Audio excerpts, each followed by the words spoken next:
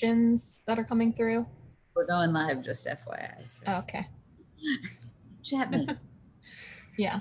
Not quite yet, but we're going live, just FYI. So. Oh, okay. Chat me. Yeah. Not quite yet, but we're going live. So there we had the double thing. Marco, do you have our YouTube channel? Is it working? Yeah. Okay, I'm going to start letting people in. Alrighty.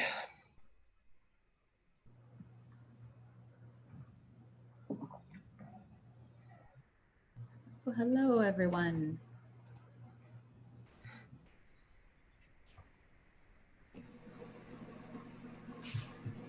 This is adding in names.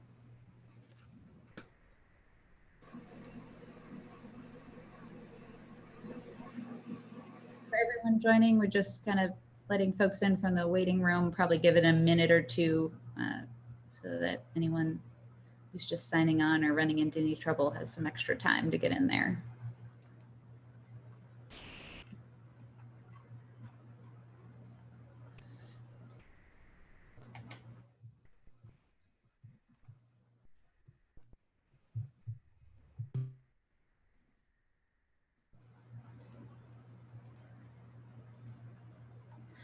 I think we can go ahead, Erin. Do you want to just, we've got like a little bit of a poll to kick us off, just get a sense of why folks are joining today that we can put up while folks are joining.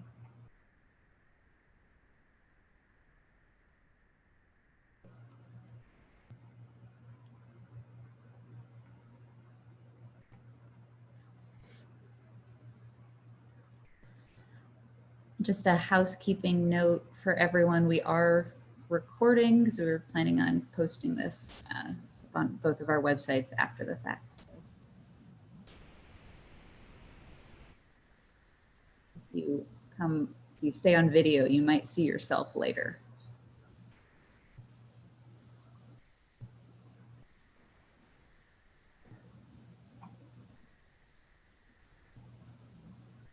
Okay, and I can tell from just this intro poll, we have a lot of folks that are here kind of collecting information, I think gathering what they need to just make that decision about whether they go solar or not, which is great to see because that's part of why we're hosting these webinars in the first place.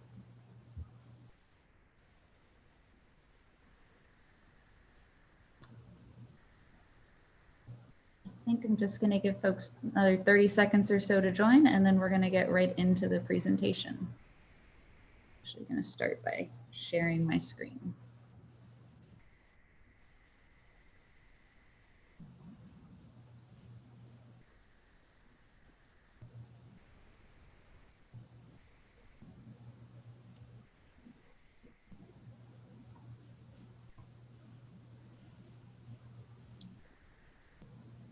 Okay. Woo. Jump the gun. Okay, I think with that, do we want, actually, Erin, you want to end the poll so we can see?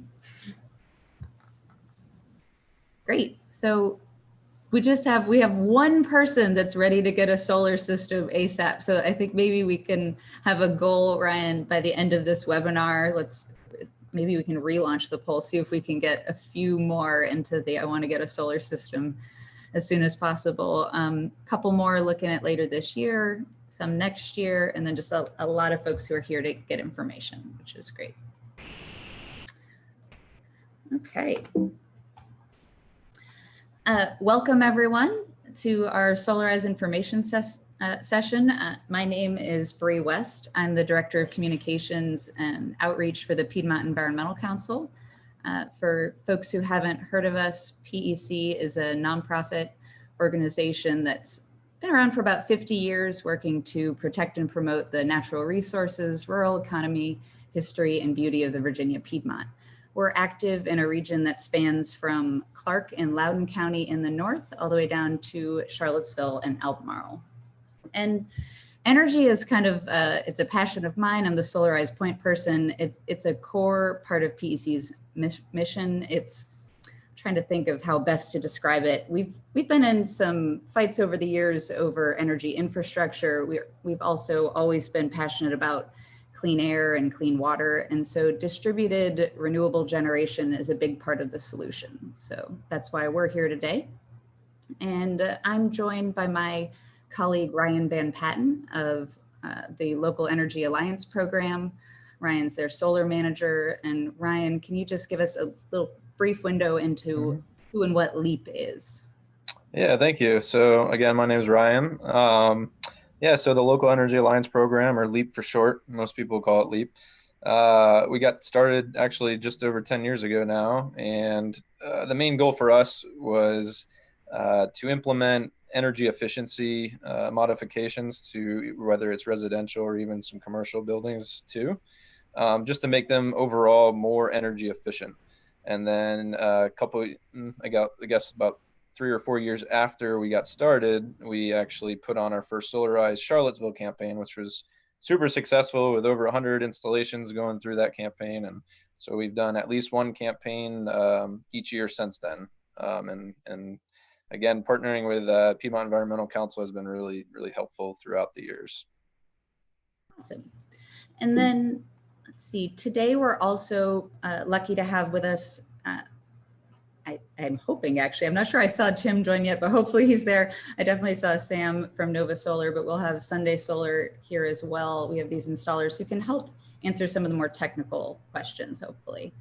So that's another thing to look forward to. And I found in our past Solarize information sessions, the sooner we can get to that Q&A, the better, so that we can kind of turn it over to the experts to answer some of those questions. Just a little bit about the game plan for today's webinar. We're doing these kind of brief welcome and introductions, and I'm going to turn it over to Ryan pretty quickly to go over some solar basics, Solarize basics as well. Hopefully there were some questions submitted in advance, and hopefully we'll actually knock out answering some of those up front.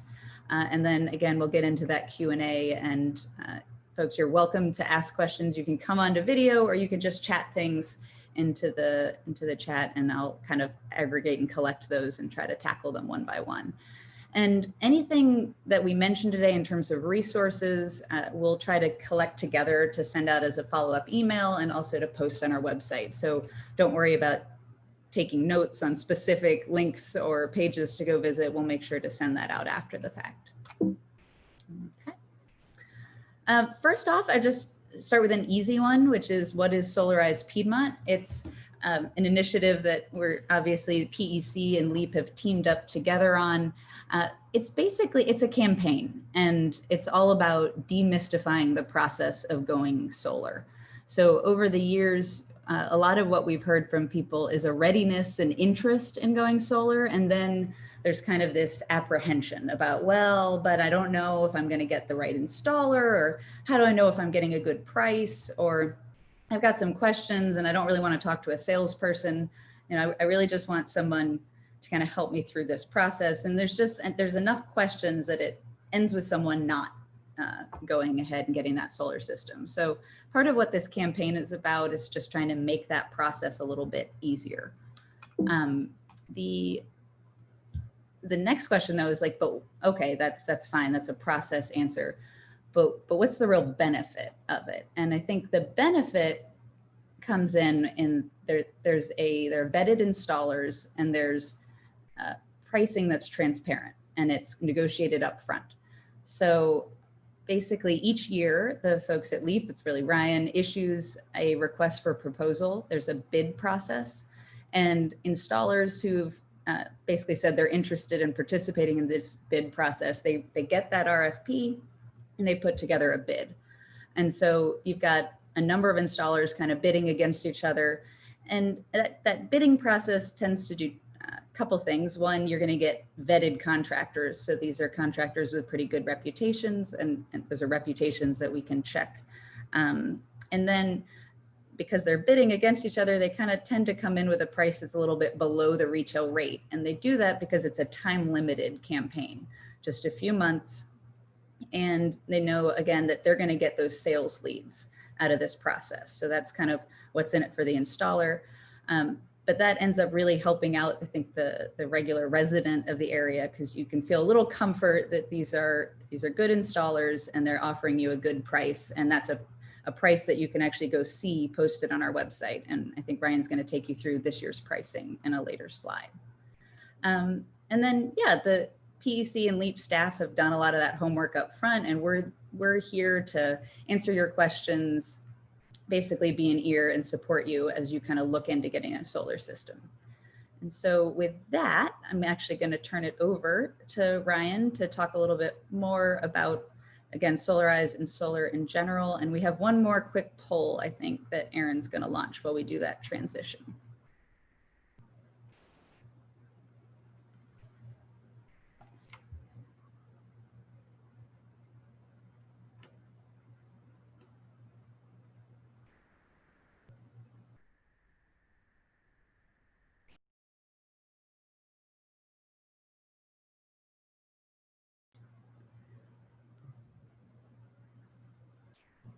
Yeah. Hopefully everybody, I think everybody can see that poll. I see results are starting to come in.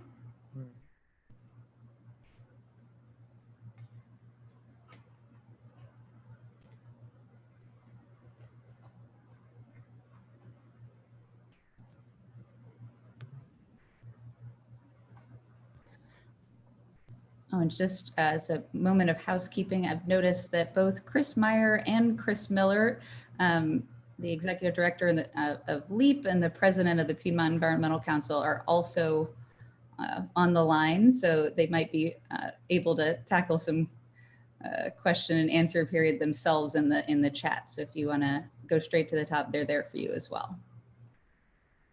Okay, and with that, Ryan, I'm going to turn it over to you. Right. So yeah, it looks like with the poll, most people interested in some rooftop solar and a little bit with some ground mounts too. So that's great to see, and even some commercial. All right. So, you know, how does getting signed up for the program and the campaign all work? We've tried to streamline it over the years, see what worked, what didn't work, and we've tried to make it as simple as possible. So essentially all you really have to do is go to the solarizeva.org website. Also on the PEC website, they have a link to sign up as well on there. And really, you're just gonna go to solarizeva.org. Up on the menu, there's gonna be a Get Started button. So you can click on there, find your locality, and there's gonna be a button to sign up. And then the sign up form is gonna pop up for you. It's really general information, your contact information. So first, last name, telephone number, address, the property address of you know, the place that you are looking to go solar, email address, and then a couple other questions about your rooftop. Just what type of roof it is, an estimated age of it. If you don't know, don't worry. You know, there's always a I'm not too sure option that you can pick. Mainly, we're just trying to get that up front. So once the solar installer talks to you, they'll have a little bit more information on hand. So once you sign up, we'll email you within a few business days, let you know, hey, thanks for signing up. And we'll let you know what we see through various satellite images, whether your home or property looks good for solar or not. Things we're looking for, you know, shading concerns, large trees, other buildings nearby, and then also the angles of the roof may come into play as well. So we're going to take a look at all that information and follow up with an email to you, letting you know, hey, your house looks great for solar, or unfortunately there might be some shading concerns, and here's a screenshot of what we see. We really try to attach a screenshot just to make sure that we're looking at an up to date photo, because a lot of times, you know, depending on the areas of Virginia too, the maps may be, you know, 2 years old, for instance. So we'll ask you, you know, hey, does this look up to date? And from that point, if it does look good, we'll ask you to send in a copy of an electric bill, a recent one, so that it has mostly what we're looking for is the kilowatt hours or the energy usage you use throughout the 12 months. And it's all going to be listed on that energy bill. And so once we get that in hand, we'll go ahead and let the solar installer contact you. And then they're really going to take over from there, contacting you, letting you know what's going to work on your home, giving you some options, and really essentially putting a preliminary proposal together for you to review. All right, and just talking about a little bit of results. So since we've been doing Solarize throughout the state, you know, Northern Virginia, Central Virginia, Piedmont, since 2013, 2014, we've had over 400 contracts signed with over 4 megawatts of solar capacity, which is, quite a lot, and close to $10 million in contract value. So, it's been a really great success for, whether it's the people getting installed or even the installers, trying to keep them more local, regional contractors to try to help support that, regional economy a little bit more too. And then who can sign up? Essentially, we got a list of the campaign area here. So if you live in any of these jurisdictions, feel free to sign up. I will say if you live a little bit outside of one or the other, feel free to sign up or shoot us an email, and we can check to make sure that we can help service you through the program. Because sometimes we realize maybe one county or another might not actually be in the campaign area, but you live on the border, for example. So feel free to contact us, and we'll definitely try to help you out there. And then with energy efficiency, since that's more or less LEAP's bread and butter since the beginning, we want to make sure that every home is as efficient as possible. So we say we want to reduce your energy usage before you start producing it. So this is just a picture diagram from the Department of Energy, I believe, just showing you the red arrows are where air leaks or air is leaving the house or potentially coming into the house, along with the blue arrows as well. So this is just an example of things to seal up in a house. But I will say, since it is our bread and butter, if you're interested, depending on your electric utility, we may be able to provide you a free home energy assessment. Or reduced cost one, just depending on the utility that you actually have for your electric or gas. So I will mention to go ahead and follow up with us on that, and we can definitely get you an assessment scheduled. So just talking a little bit about the basics of solar and a solar installation. Here we just have a basic diagram. You will notice that it's turned, so you got north to the left and south to the right. This, it's turned just so you could see the pathway of the summer and the winter sun. And you can see here that the best place to place a solar array is on a south-facing roof, or if you have a ground mount option as well. But south-facing is most ideal. It's going to get the most sun throughout the year and throughout the day. However, if your roof faces a little bit off south, even east and west can work as well. We're just really trying to shy away from any north-facing roof, mainly because we live in the northern hemisphere. So, there's not going to be really any direct sunlight reaching that north-facing roof. And so that's something we're looking at when we're doing that satellite assessment for you. And then just the basics on a solar installation. So you got obviously the solar panels, which we have a diagram of one here. And you can see they've gotten, over the years, I think personally, they've gotten a lot nicer looking. We call this, black on black or triple black, just because you have black framing around it instead of silver aluminum, for example. So that's just one example of an option. But I will say the entire installation of the panels, the inverter, and all the equipment may take up to 3 or 4 days. What takes the longest usually is going through the design, permitting, and interconnection.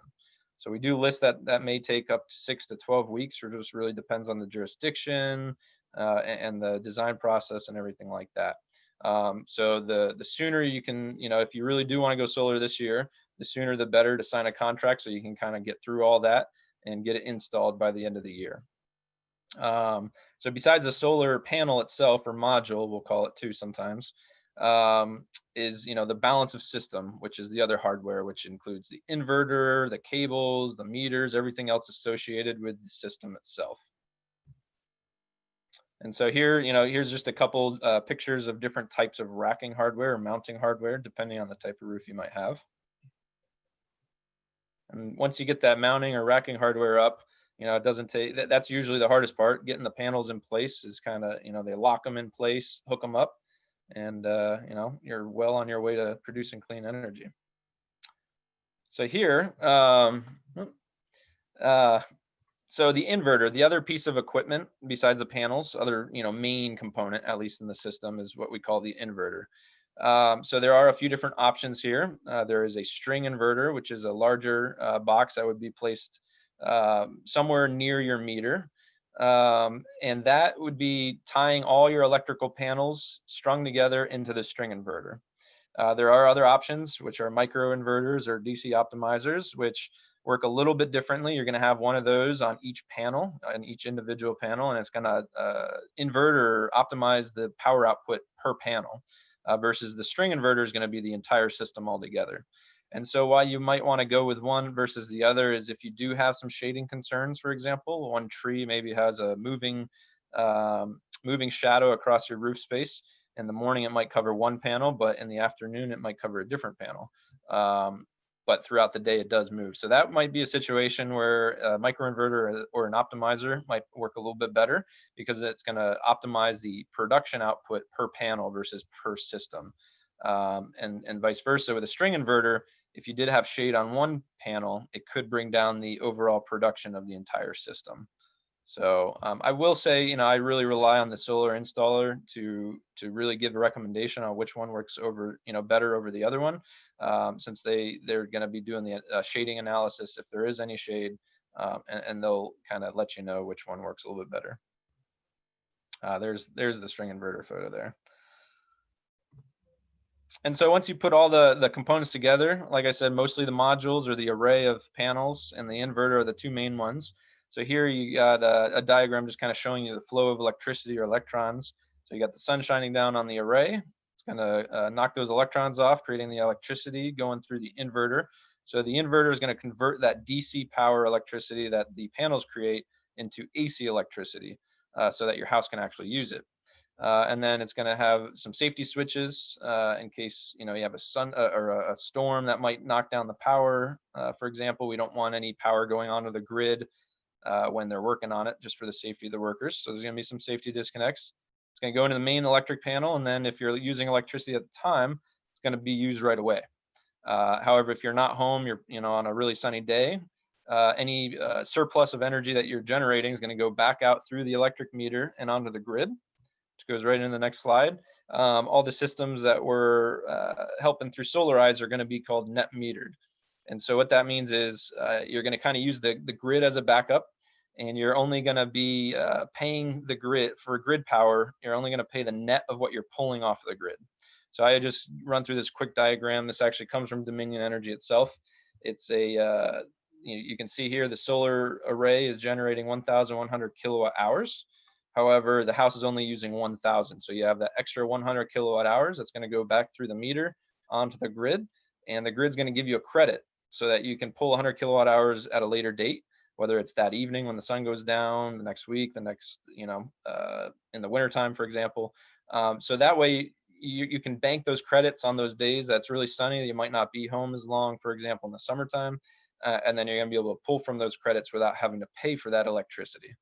So it's a great way to use the grid as your backup instead of getting a battery. But I will mention battery storage is an option. So we can always touch on that, but the solar installers do offer battery storage as an option. We just don't price it through our campaign.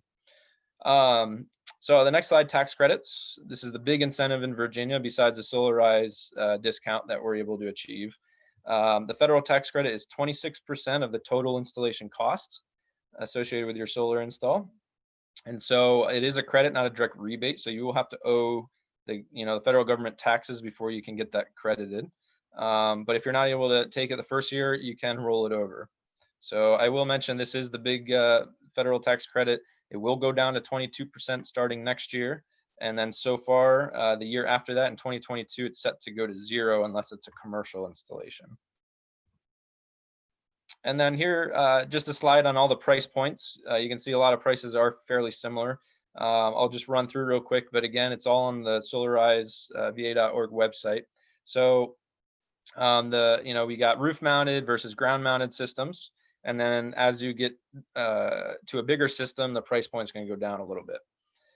So that's going across the top there, and then going down, we've got what we call a standard panel with a string inverter. Standard panel is just a standard panel, and a lot of times it is made overseas somewhere.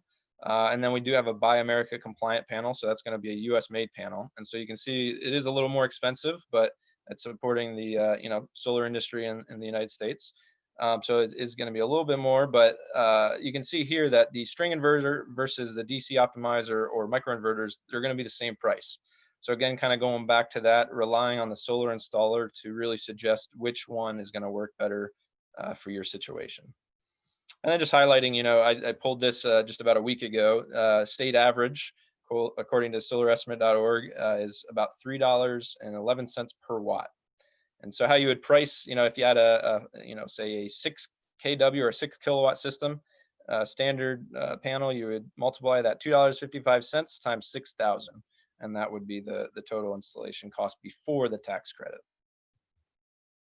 And then, kind of mentioning that already, but this next slide just kind of gives you two breakdowns: a small system versus kind of what we see our average size system, which is an 8 kilowatt system.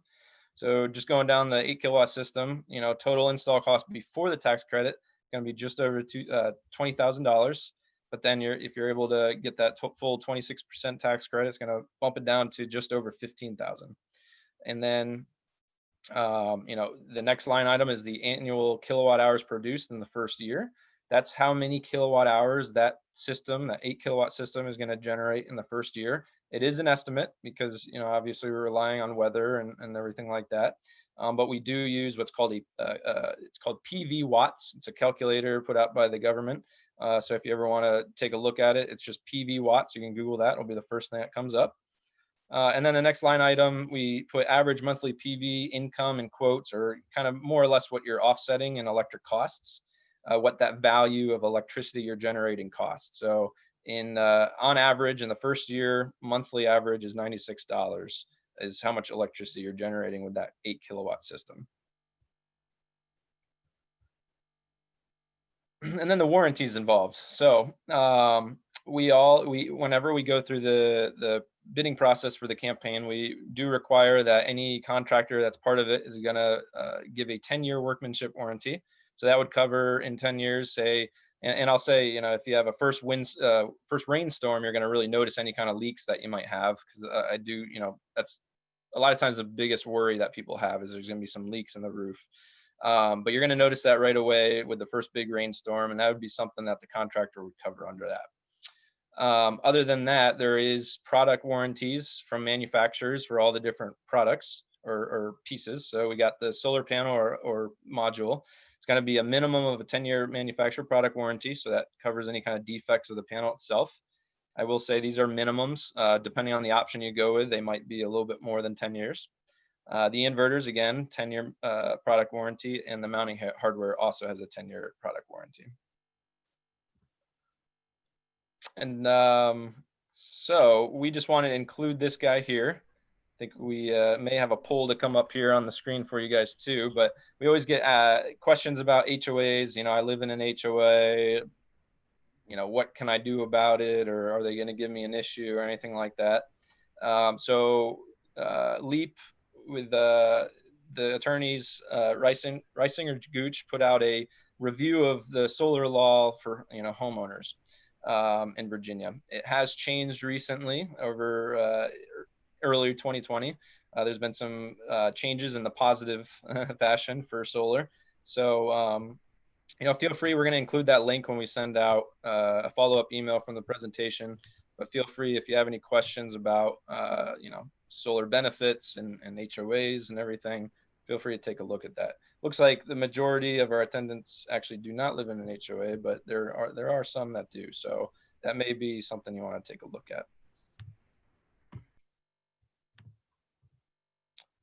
Oops. All right, so just kind of giving a real life example. So one of our partners was, when we expanded up to Northern Virginia, put in a system during Solarize Leesburg in 2014. So you can see here his house, there's some panels up at the top of it. He could have fit more, but he decided this was a good amount for his situation. So just some of the details that, price he paid per watt was a lot higher back then. But you can see here that it's a 4.5 kilowatt system. He generated about 6,500 kilowatt hours in the first year, offsetting about $720 in the first full year.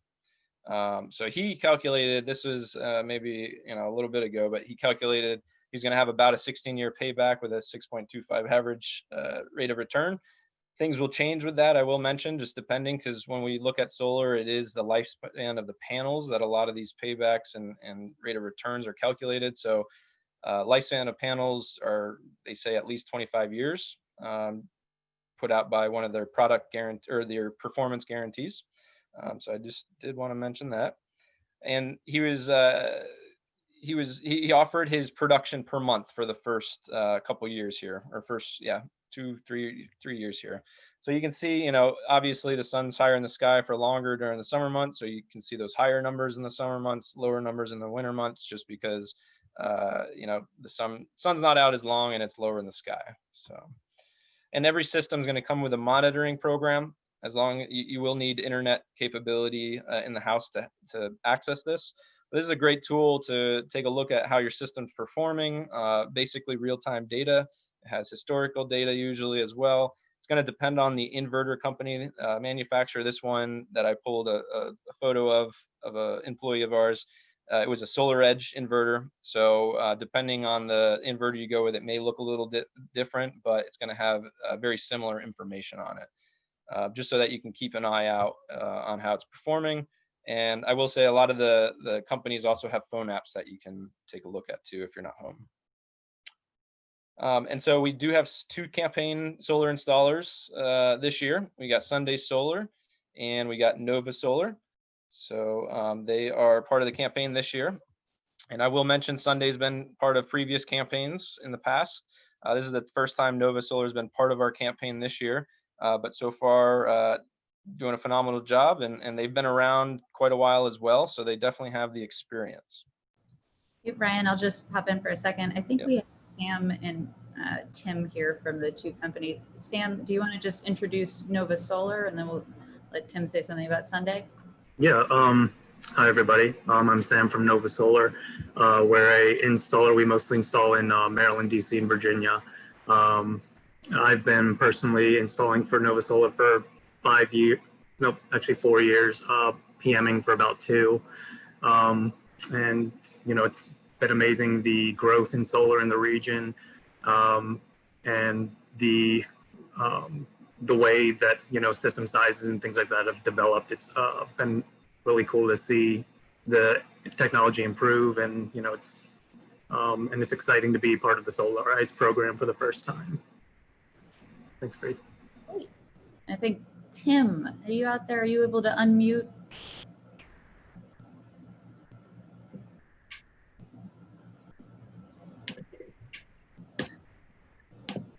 See you going in and out of mute.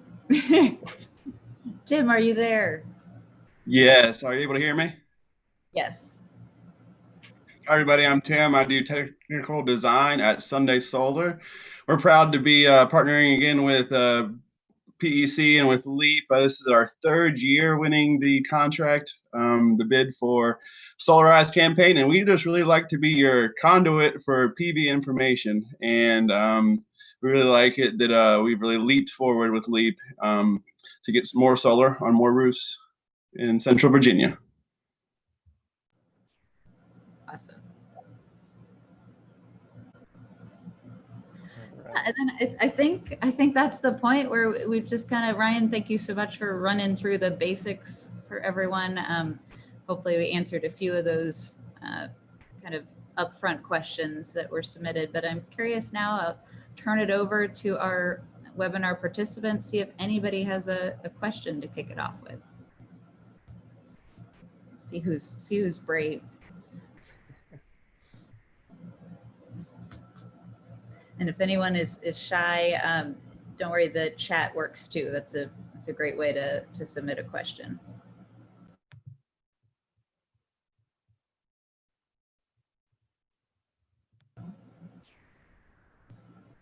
It's possible, Ryan, that you just answered. You answered everything. Quite possibly. I have a question. Okay. I have a house and a barn, and they are on separate meters, and wondering about how the net metering works. The barn is the better location for the panels, but it has a very low monthly bill. So will net metering recognize the 2 meters and give me credit on the house, even if it is the barn meter generating the solar electricity?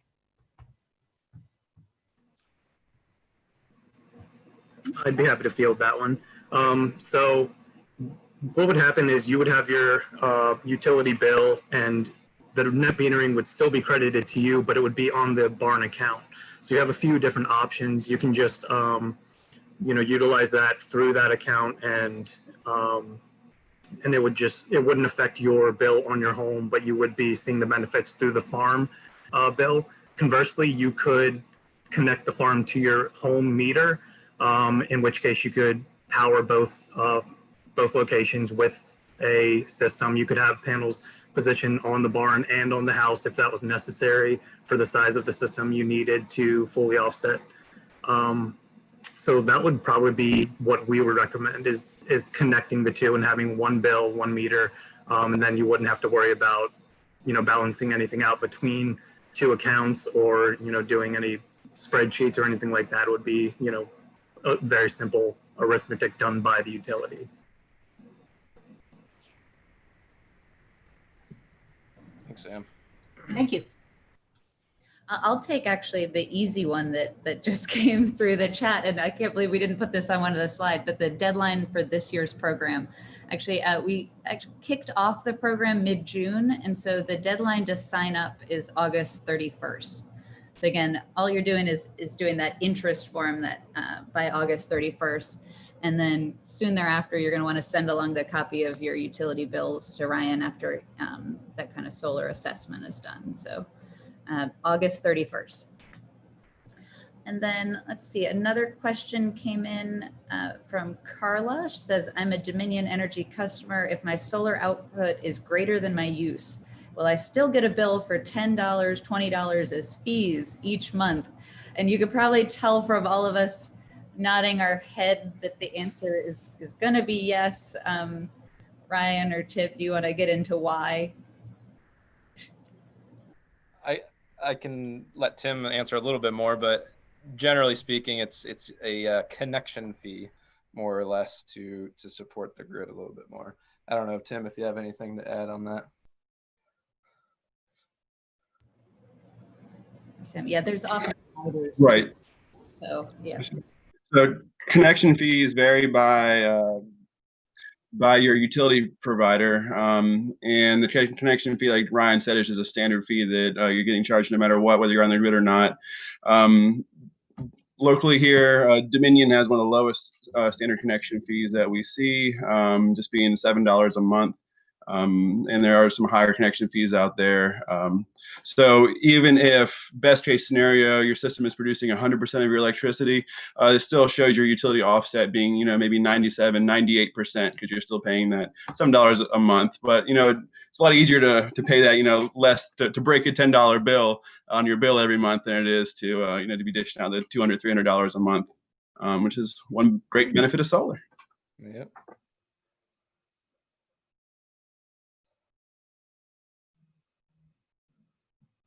So we had a question there about battery storage. So this would definitely be one for Sam or Tim, I'm guessing. Can you talk a little bit more about your customers' experience with batteries, what it takes to add batteries? Are these all battery ready systems you're installing? I'd be happy to go first. So we generally prefer to install microinverter systems. Microinverter systems, well, there are some technologies being introduced that allow a microinverter system to function with battery storage, but they're very expensive and they're kind of in their infancy. So if you want battery storage, generally you have to switch to a string inverter system. The string inverter delivers the DC power directly to the battery in the inverter, and that's how that sort of storage works. Battery costs are significant. So if you wanted to add batteries to your system, it would be right now it's at least $8,000 for us to add a battery. It really depends on what you're looking at. Like a Tesla Powerwall is pretty expensive, but they are the best batteries in the business. And they also can't necessarily offset, more than a few hours of your usage. So right now we kind of push customers away from batteries because we don't think the technology is where it needs to be to make it financially worthwhile.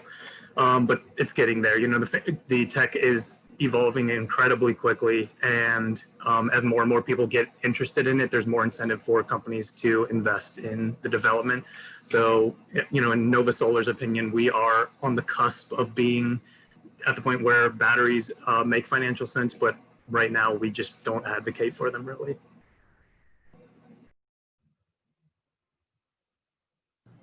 Tim, do you have something to add on that? What do you all, what's your approach to batteries?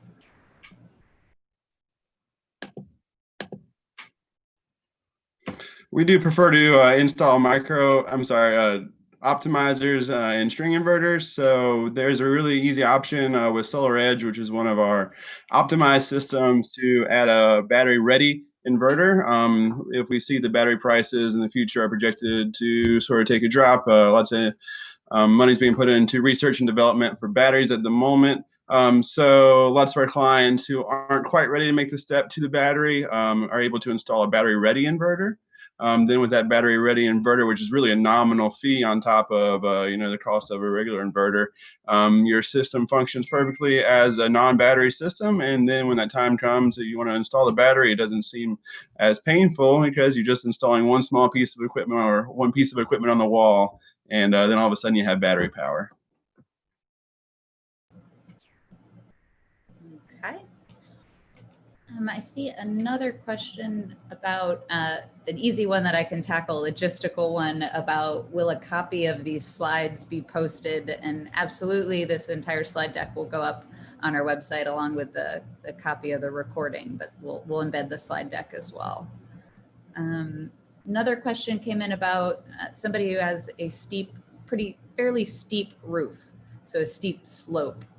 Is that a deal breaker, they ask?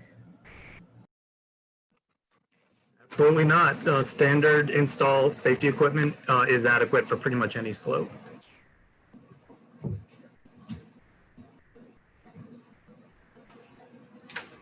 Another logistical question. So all you have to do by August 31st is express interest, no other commitment.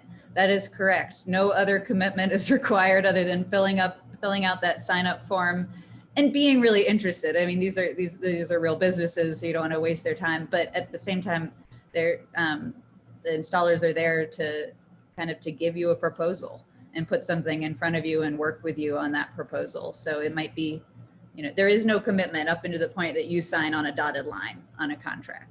So, do you have any other? Let's see. Does Rappahannock Electric participate in net metering? So if you're an electric cooperative customer, are you going to be able to do this? Tim or Sam? I guess the answer is yes. So, but do you have? Are there anyone who can't do this? I think that you've come across who can't go ahead with a solar. No. Net metering is pretty much ubiquitous across the utility companies in Central Virginia. You know, we've seen in some Western states that are starting to do away with net metering. Luckily, the clients and our clients who are currently contracted with net metering, are always grandfathered in. So there have been programs like net agricultural metering aggregation, where you're able to question before about how you have certain meters, you're able to lump a lot of meters together into one. So if you're into these programs, once you get into them, then they can't take them away from you. You sort of are grandfathered in. And let's see here, what other question? There was a question about, oh, I'm so sorry. Let me see here. The steep slope behind the house, was a steep slope not on the roof, but a steep slope of the ground. So our modeling program is able to take the topography of the land and use that as well to determine, you know, is enough sunlight going to hit this roof section to make it a positive return on investment for our clients that we're designing for. Another question was about incentives for commercials. Installations. So in Charlottesville especially, there's great incentives to install for commercials, and we see that the return on investment comes down to maybe less than 5 years, and you have a positive cash flow. You can see a positive cash flow just in the first year, and that's thanks to LEAP offering, in some cases, zero interest solar loans, bless their hearts, as well as you're able to claim depreciation on your system from a tax standpoint. I'm not particularly allowed to give tax information, or I'm not sure, or tax advice. I'm not sure if you want it from me, but I can tell you that in the past, clients have been able to use a 20% depreciation on their systems for business purposes, as well as some of our larger clients have been able to take REAP grants. So there's a Renewable Energy Action Program put out by the federal government. I'm sorry, rural energy, that allows grants to be taken from the government from the federal government for maybe up to 20% of the total system cost, free money. So there's lots of great reasons why we commercial installations really make a lot of sense for business. It plans on being there for at least 5 years, which I think we all hope that you are. Okay, and it seems like that we had that initial shyness that happened where there weren't any questions, and now we've had a complete onslaught. So I'm doing my best to work my way through these questions. I apologize if we miss any. There's an earlier question from someone who's having difficulties with their HOA and saying that they don't allow solar, and wondering a little bit more what can be done about that. Wondering, that may be a good one, Christian, I think is the person's name, for you to follow up with Ryan and myself after the call, like shoot us an email and get in touch, because it might be something where one of us could certainly do a presentation or talk with someone, or just kind of learn a little bit more about your specific circumstance. So so Christian, when you get that follow-up email from us, maybe continue that conversation. Chris, I don't know, from Chris Meyer from LEAP, if you have any comment on the world of HOA restrictions. Yeah, I'll just say there's a lot of different angles, and again, we just did a report on this, so we would probably need to know your unique situation, and then again, we can talk about potential solutions. So, but unfortunately, yes, it's a problem in some cases. Okay, so I think part of it is just kind of learning a little bit more about the specific circumstance. Let's see, moving down. I don't know this, are the contractors Pearl certified so that we can get our system certified as high performing assets? I'm not familiar with that phrase. Do any of the installers know what that means? That's a new one to me. I know a little bit, so I'll just chime in myself. So Pearl is an organization that helps basically give a certification to a house on how energy efficient it is. Actually, the founder of Pearl was one of the directors and founders of LEAP back when it started. So she went out and started Pearl to give certifications to homes. I haven't seen a lot of movement in Virginia on Pearl.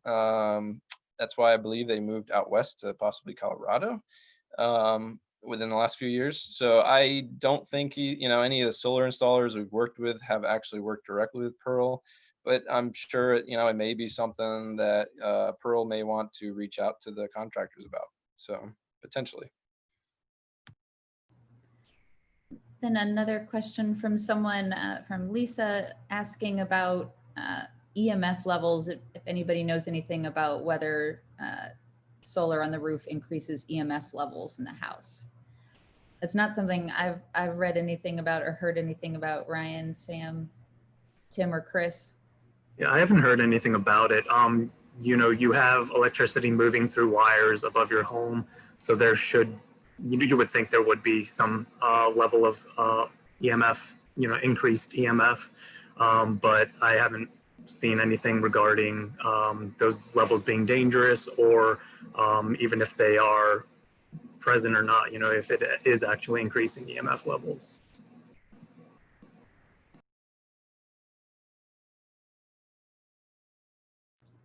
Okay. Another question from Sandra. On a metal roof install, do you connect to the standing seams or put holes in the roof? I have a phobia about putting holes in my roof, which may be covered by a panel.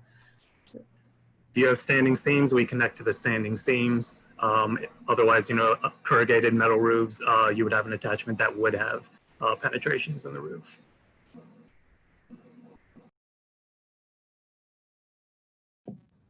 Okay, we have a question. Could Sunday clarify what kind of inverter they use for a battery ready system?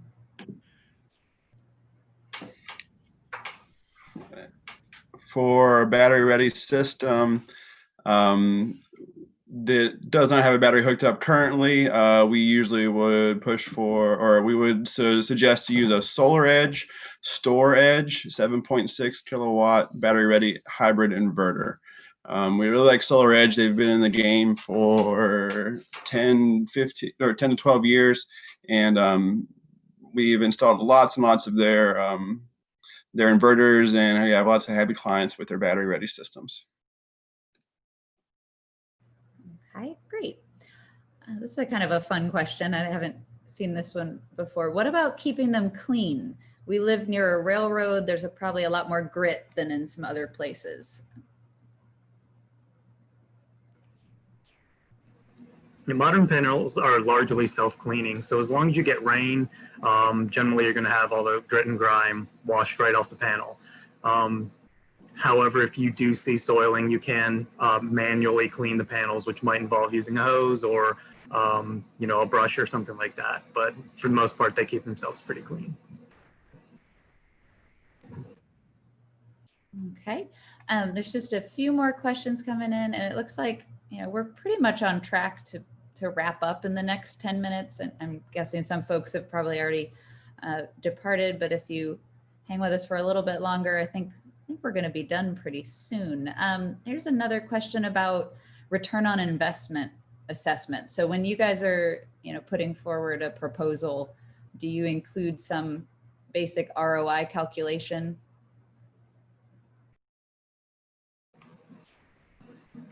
Yeah, we include a ROI calculation on all of our proposals.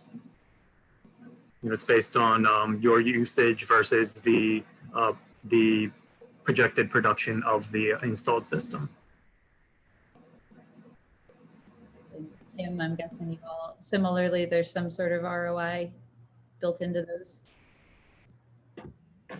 Right. On a standard proposal, you'll get an ROI based off of the generating power of the system. Also, that ROI can be calculated within financing options, and that's standard on all of our proposals.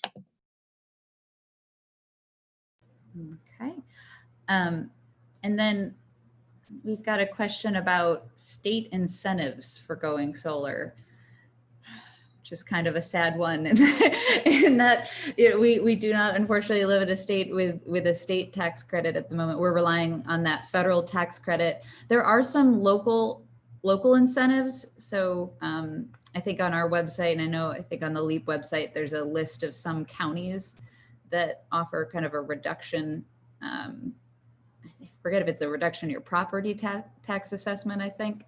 But nothing, unfortunately, from the state level. And then the question of any chance of that changing, I think we're ever optimistic, and that's something that we're definitely pushing for at the state level, and would like to see, particularly as the federal tax incentive seems to be phasing away or maybe disappearing. It would be there could be a really large gap there that the state could step in on.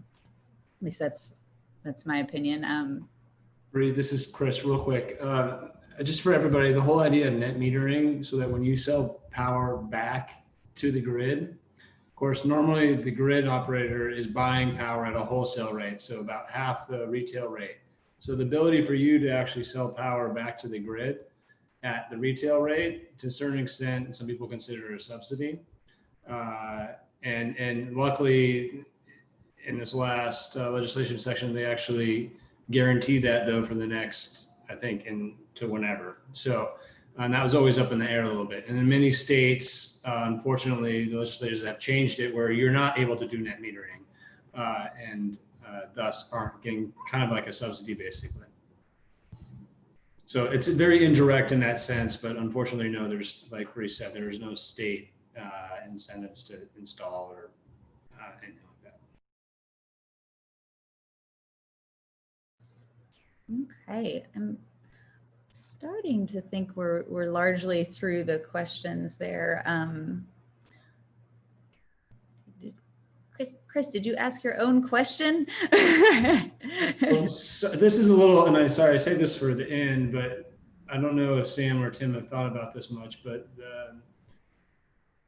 the utility programs, at least for Dominion, have said that it's called the time of use, which again increases and there's a pilot program that's set up that could potentially really juice the returns for your solar system. I don't know if you guys have done much thinking about that. And I just wonder, do you see an advantage for people who have solar systems to participate in that type of program? I guess, again, you have to be a Dominion customer, unfortunately, but that is the case for, I think, a lot of people in this, potentially on this call. I was excited when I read that in the update as well. And that's when batteries actually have the potential for return on investment. With the time of use, then you're able to discharge your battery at certain times, so you can make your energy and then sell it when it's the most valuable. So our batteries don't have the best return on investment because they're kind of just sitting there waiting for an emergency. But then you can start to cycle those batteries and then really make the battery work for you and have the battery actually create a return on investment. So that's one thing I see being pretty handy with. I think he got muted by his phone. Sam, what about you? What do you think about the time of use program? I don't really know a lot about it, unfortunately, so I was just kind of leaning on Tim to provide a interesting answer. Gotcha. We'll pause for a second. Tim might be back on that one.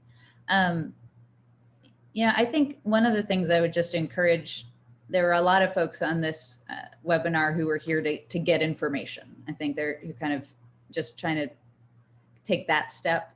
I think the best kind of information you can get is information that's tailored to your particular circumstance. And so, filling out that interest form, it does commit you to being interested, and you might get a phone call from one of these installers trying to schedule that conversation to get more about your particular circumstance, and you might get a bid at the end of the day, but it doesn't obligate you to do anything other than think about it at that point. But then you'll be thinking about it in the context of your own home, which is just, it's a lot more specific. And so I'd say if you're to the point of attending an hour-long webinar on the subject, take that next leap, get a bid for your own property. And then you can do with that information what you want. But that's kind of, I will push on that step being a really good one to take. I will say PEC as an organization, we're really committed to this stuff. The first Solarize campaign that we co-hosted with LEAP, we filled out the sign-up form for our headquarters building. And actually, until you get a proposal, it's hard to move forward with it, but we got that proposal. It was pretty compelling. And now we're on our 4th or 5th year of power production at our office, which is just a great step to have taken. We've got someone else, I think, on the call today who's a staff person at PEC, who is, he and his wife were the first people to fill out the Solarize interest form. And actually in 2015 got that residential system in their house. And I ask him every year kind of, are you guys still happy that you did it? And every year it's a resounding yes, so glad we did it. So just fill out the form if you have a chance. Let's see. Yeah, and then that question, it's just a deadline for submitting the form. That's it. That's all it is. So again, I hope maybe after this webinar, we'll see a little flurry of interest and that it's something you feel comfortable sharing with friends, neighbors, family members. It's on the PEC website. It's on the Link website. It'll be on the email that we send you after this webinar. So we'll make sure that you can't avoid finding that sign up form. And again, just feel free, there's probably some questions we missed and I apologize, there were just a flurry of them coming in. So feel free to email after the fact, send us questions and we can, if we don't know the answer, we'll send them over to the installers who can tell us what we think on that subject. So again, we're right at, I think right at the hour mark. Ryan, do you have anything, any closing thoughts? No, I think we covered it all. Just want to thank you for putting this together and PEC be, helping us get the word out to everybody. And we really hope that we can help at least inform people if they don't go solar or, help them go solar. So. Awesome. Thank you all. Bye. All right. Thanks, everybody.